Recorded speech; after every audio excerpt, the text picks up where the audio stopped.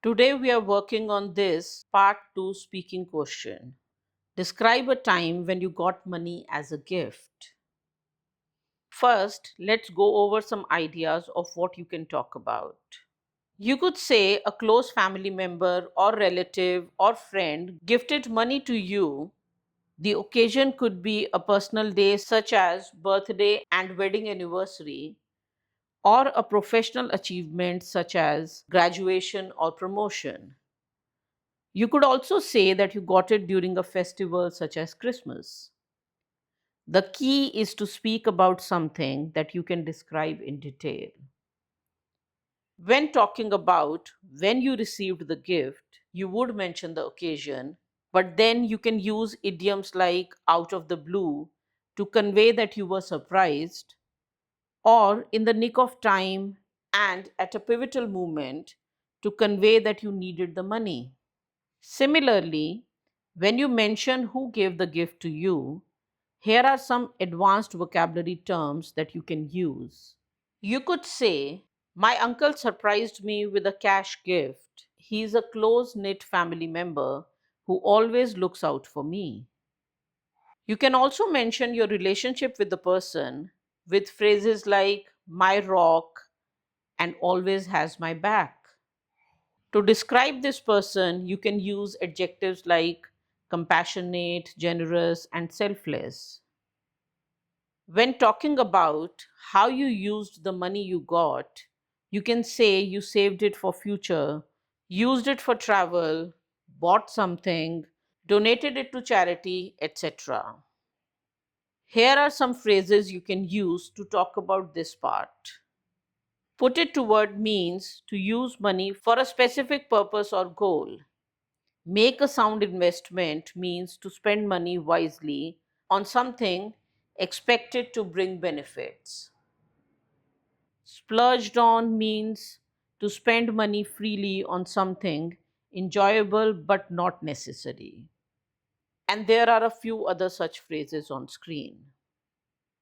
When talking about the how you felt about it part of the question, you can use words like happy, ecstatic, touched, and relieved.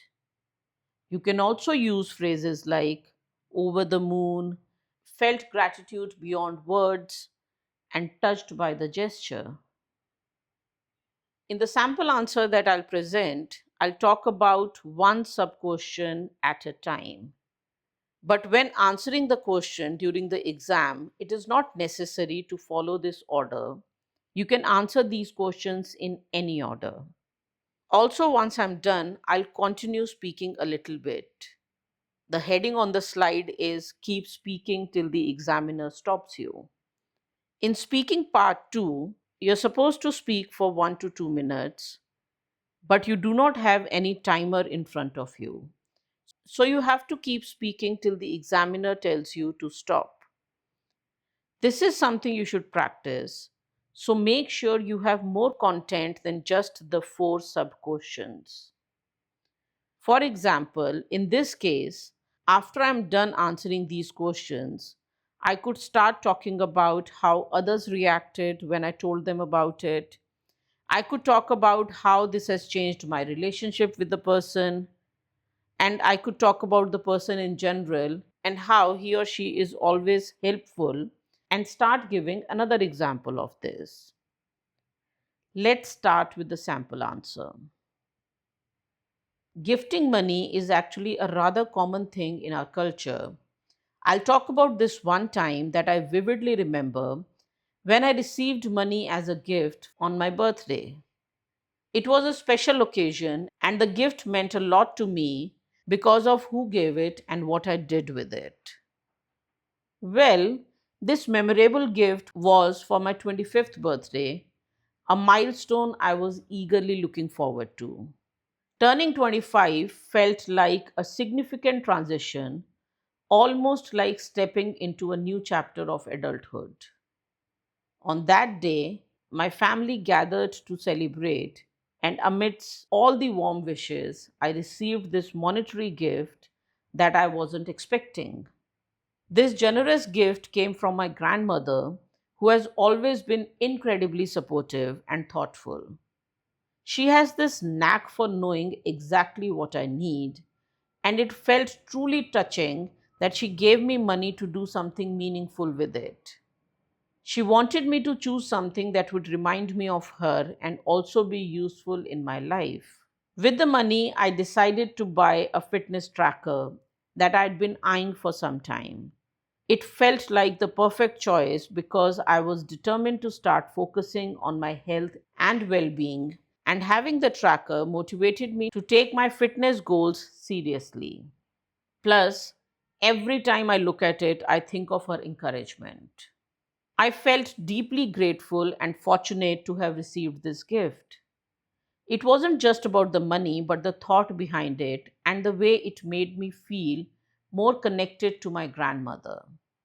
It gave me a sense of responsibility to use this wisely.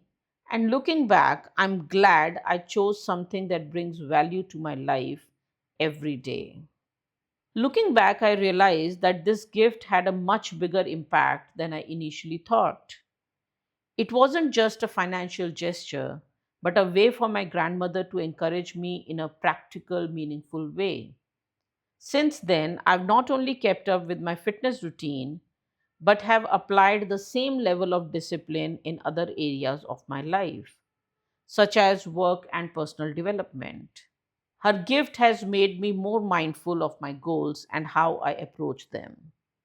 Receiving money as a gift can be a bit of a double edged sword. On one hand, it offers the freedom to choose something personal, but on the other, it's almost like a challenge to pick something worthwhile. That's it for now. I hope you found this video helpful. All the very best.